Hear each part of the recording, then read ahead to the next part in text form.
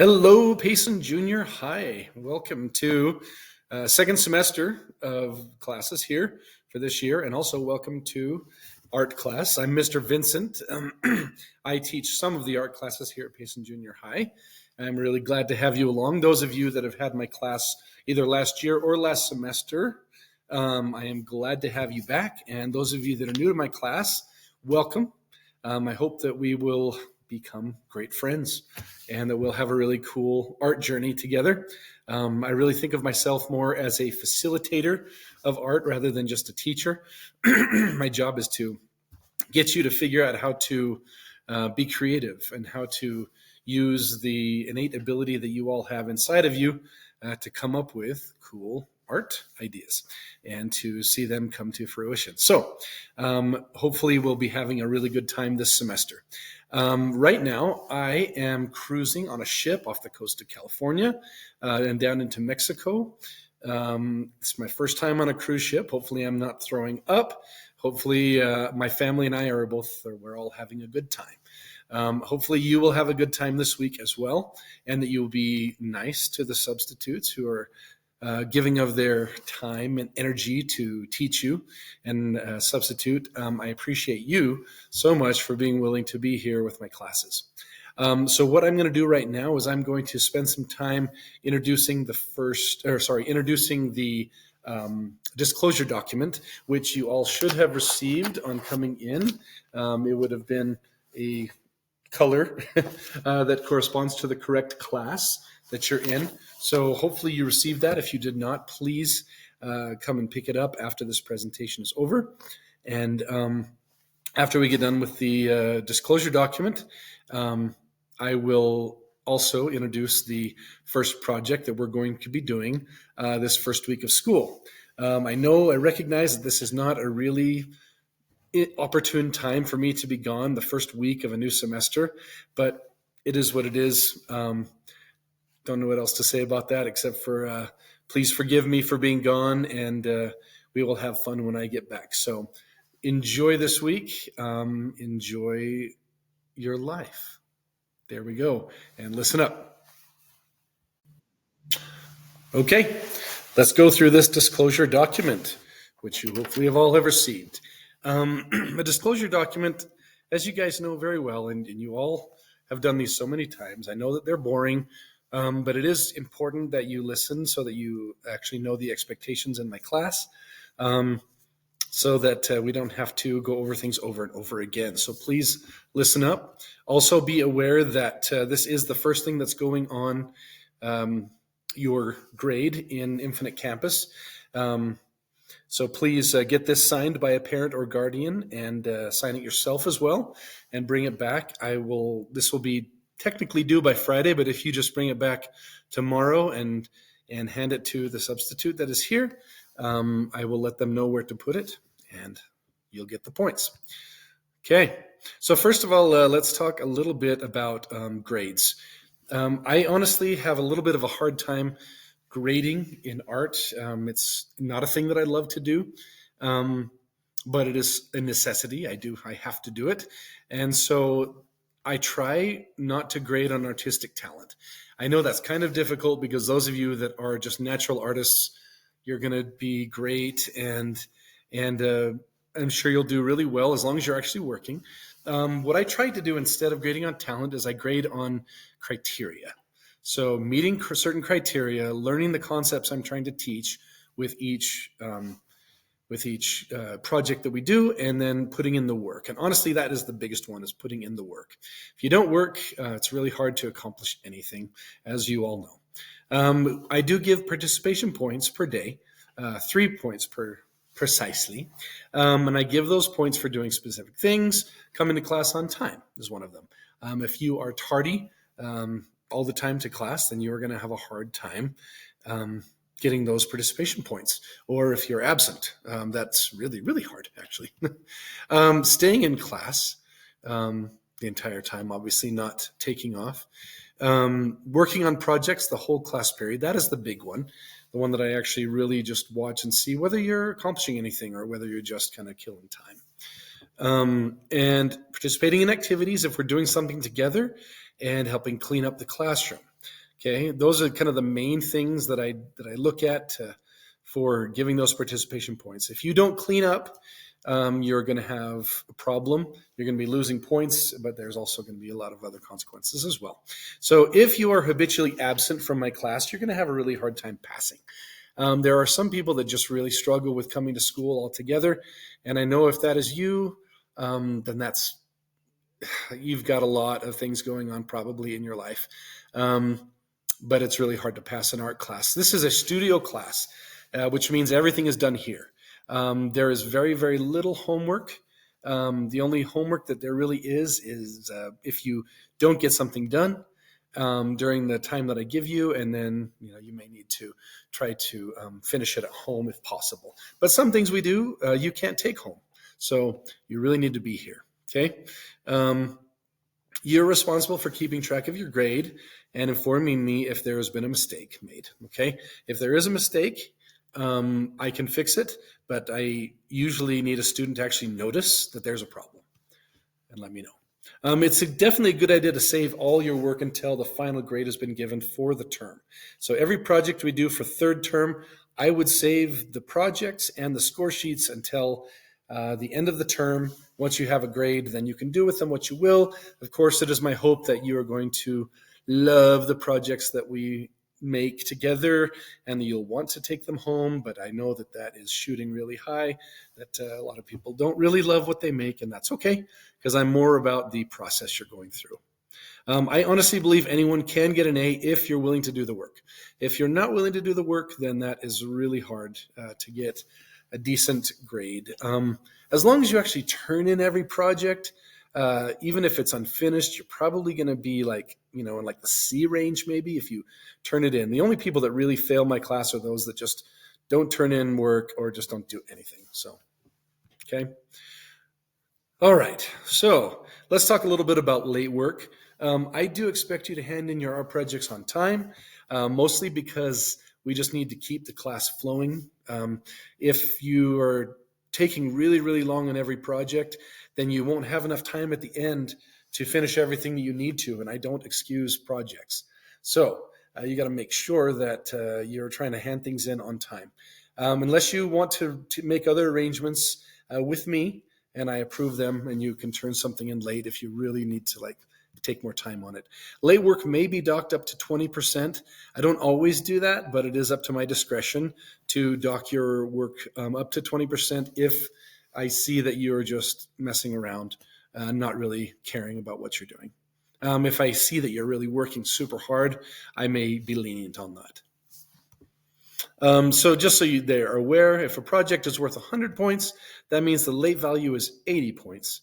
And then also if the project value is 50 points, which most projects we do are going to be either worth 100 points or 50 points. The late value is what? Some people are going to say 30 because they think it's 20 points. It's not 20 points, it's 20%, which means it would be worth 40 points because 10 points is 20% of 50 for you math geniuses out there. I'm not a math genius, so I can say that in jest. All right. Let's talk about extra credit. A lot of people really want extra credit or at least want to have an opportunity to do it, and I love giving extra credit. I give up to 50 points of extra credit per term, which isn't a ton, but it is enough to replace one small project. If you skip a project or you just don't get it done, but you do want to do some extra credit and make up those points, you can do that. So keep that in mind. The way you can do that is by these three things. You can either do an art project outside of class time, just basically any artwork that you do that is not done in class from now until the end of the year. I can count as extra credit. That's 10 points per hour spent. Or you can visit an art museum if you want to. There's several of them around here that you could go to with your parents. And that is also worth 10 points. And you would need to bring me a brochure from the museum and tell me what you saw there to get those points. And the last way is kind of an easy way. You can bring in newspaper. I use a lot of newspaper for 3D projects, and I don't have a reliable source to get newspaper. So if you've got a grandma and grandpa that still take the newspaper, and they've got stacks of newspaper in their garage that you've seen. You're like, what the heck are they going to do with this? Well, you could ask them if you can bring some of that for extra credit for art class, and I'll give you 2 points per inch of open stacked newspaper. So if it's all the way open, the way that it comes on its folded side, and it's stacked up, I'll give you 2 points per inch. Those are 3 ways to get extra credit. All right, leaving class, hall passes, tardies, and absences. Obviously, if you need to leave class, you can get a hall pass by asking me. I've got it up here on my desk. There is a white basket on my desk that has the hall pass inside of it. You simply, as you know now, you create a hall pass using your computer, or I can do it for you.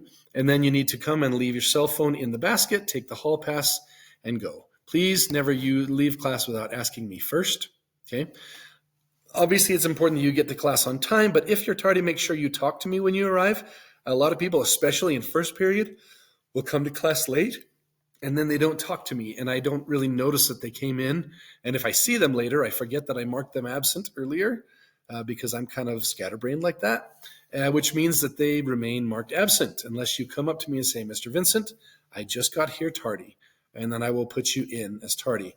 Otherwise, you may remain absent, which is definitely worse than being tardy. So please do that. Come talk to me. If you have an excused absence, including school excused things, you are responsible to find out what you missed and to make up any assignments within 1 week without any penalty. All right. I have 3 classroom expectations. Well, kind of 4. I'm going to talk through the first one. The first one is be respectful. Respect for the teacher. For one, okay, pay attention. When I'm trying to teach something, don't interrupt. Please let me get through teaching when I need to. I really struggle with distraction. If you've seen the movie Up and you remember the dogs, whenever they see a squirrel, you remember what that does to them? Well, that's what sound does to me. If I'm trying to teach and I hear sound, I cannot think of anything else except for that sound. It's a squirrel for me, okay? So please respect me and listen while I'm trying to teach. The second part is respect others. I know you may not always agree, and maybe there's somebody in this class with you that you really dislike. But please do not disrespect them, okay? Always respect. And then the last one is respect for the building, the equipment, and the supplies. Cleaning up your own mess, not wasting supplies, not vandalizing. This room is kind of my sanctuary. If you guys look around the room right now, notice that it's decorated a lot. There's a lot to look at, and almost everything in here is student-created artwork. I love that. I love the artwork that you guys create. It gives me fulfillment in my life and helps me to feel good about myself, about what I'm teaching. So I love it. So please do not vandalize in my room or destroy anything. Have respect for those around you, and they will respect you back. It's always a two-way street, okay? So please be respectful. Number 2, classroom expectation is be engaged. That does not mean I want you to go out and obviously get engaged to be married. I don't want that right now. I do want you to do the following things. I want you to come to class prepared with a pencil. Okay, I want you to complete the art projects. Obviously, art is supposed to be fun. If you're not here to enjoy this, at least enjoy making art, then you're in the wrong class. If you're here because you just want to screw around, please find another class. I'm not saying I don't want you here. I'm saying I want you to find a class that you want, that you will actually enjoy fulfilling. Okay, so do the art projects or find a different class where you can find something that you will enjoy. Participate in class discussions and activities. When we're talking about something, I would love to hear what you have to say because I've learned a ton from students over the years that have taught me just a whole lot. Helping clean up and take care of the classroom is part of being engaged. It's just a thing, okay? Art is messy. It needs people to clean up. And don't waste time, okay? For those of you who may know a little bit of Latin, carpe diem is a Latin phrase that means seize the day. And what I mean by that is you've got time and youth and energy on your side right now. Use them well. Don't waste them, okay? When you get older, you'll find that you want to accomplish a whole lot of things, but you may not have the health or the energy or even the drive to get them done anymore. So use your time well. Carpe diem. And the last classroom expectation is one of my favorites. It is be yourself. Okay. And I really do want you to be yourself. I do want you to be your best self, not a crappy version of yourself, but be your best self. Okay. The reason why is that no one else can do the same art that you do. Art is an expression of who you are. That's how this works. Okay. So if you don't do it, it just won't exist. And I don't like that thought. I like thinking that the art that you do is meant to be seen. I really believe that. And I love showing off art. In fact, I will show off as much of your art as you will allow me to show off if it's finished. Sometimes if they're not finished, I don't show them off. But if they're finished, I love to put them out in the display cases and in the hallways so people can see what you do because it's important. Okay, I honestly believe that. All right, let's talk about cell phone policy. As you guys know, there is no cell phone policy in the school, in classes. I get so sick of seeing people trying to sneak their cell phone out and use them. I hate collecting cell phones. Sometimes if I'm pushed to the limit, I will take them a lot and be really annoying that way. I don't want to be that guy, but students often force me to be that guy. So please don't. Just keep your cell phone in your pocket at all times. Okay? All right. There are some final thoughts. And these thoughts are, if you're not prepared to be wrong, you'll never come up with anything original. Okay? That's something that was said by a man named Sir Ken Robinson, who passed away during COVID. But he was a really awesome educational theorist over in England, which is why his name is Sir. He was knighted. But he brings up a really important thing that if to be creative, you have to be prepared to be wrong. If you're not willing to be wrong, you'll just do what everyone else has always done. And that is boring. So please don't be prepared to be wrong. Don't be afraid to look dumb. And that is harder to do than to say. I know, even for me, I really struggle. I struggle doing things that I'm not comfortable with because I don't want to look like an idiot. I will try to do things that make me uncomfortable throughout the semester so that you can see me doing it too and like modeling what I am hoping that you will do. All right, so that's the basics of the disclosure document. There's one more little point that I want to cover. So if you'll flip over to the back side, yes, it has a front and a back. If you'll flip over to the back side, there is a section right here about art history that I really need you to know, and I need your parents to know, actually. So when you're researching art history, particularly, ancient Greece and Rome and the Renaissance art, like Michelangelo that everybody knows, a lot of those artists and modern artists drew and sculpted people without clothing. And that can be really uncomfortable for a lot of people. Now, in me saying this, please don't think I'm going to be showing a bunch of nudie pictures or something. I promise I'm not. However, we do some art history research, and you will be doing some on your own. And in that process, often you might come across pictures of this art. I need to know whether your parents find that objectionable.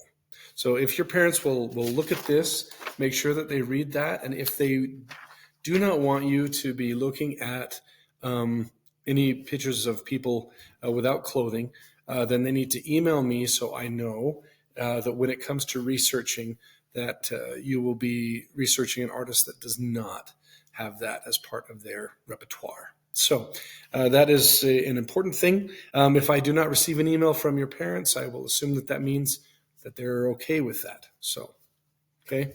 All right. And this is something, by the way, you just got to be really grown up about it. You have to take it for what it is and understand that it's not pornography. Although, it can be looked that way. A lot of times pornography is in the eye of the viewer. But most artists back in these times were we're looking at the body as like something that they are trying to understand and celebrate, rather than something that they're, something that's supposed to be lustful or something like that. So just so you're aware, there's a big difference, and you need to be able to discern the difference between the two. So that is the whole disclosure document. Please make sure that you sign, put your class period, you sign saying that you have read it, and then if your parents will sign and say that they have read it as well, or at least taken a look at it, that will be great, and that will be 10 points going on your grade.